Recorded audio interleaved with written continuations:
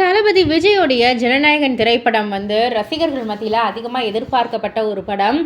வினோதோடைய டைரக்ஷனில் தளபதி விஜயோடைய நடிப்பில், அதாவது அவருடைய இறுதி படம் அப்படின்றதால எல்லார்கிட்டையுமே வந்து ஒரு மிகப்பெரிய எதிர்பார்ப்பு இருந்தது.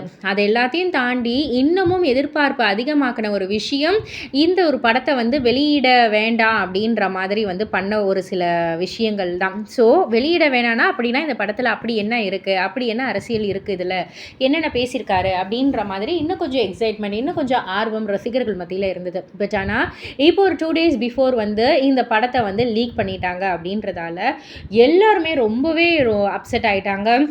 இன்னும் சொல்லணுன்னா பல திரைப்பிரபலங்கள் வந்து நடிகர் விஜய்க்கு ஆதரவாக பல குரல் கொடுத்துருந்தாங்க. ஸோ இது எல்லாத்தையும் தாண்டி இப்போ வந்து ஒரு இனிஷியலாக ஒரு விஷயம் வந்து நடந்திருக்கு. அதாவது முதற்கட்டமாக வந்து இப்போ ஒரு விஷயம் நடந்திருக்கிறது என்னென்னா, 6 பேரை வந்து கைது செஞ்சுருக்காங்க சைபர் கிரைம் போலீஸார்.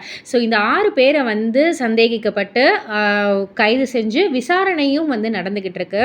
ஸோ இதுக்கப்புறம் தான் யார் பண்ணான்னு வந்து தெரிய வரும். ஸோ பொறுத்திருந்து பார்ப்போம் என்ன ஆக்ஷன் எடுக்கிறாங்க அப்படின்னு சொல்லிட்டு.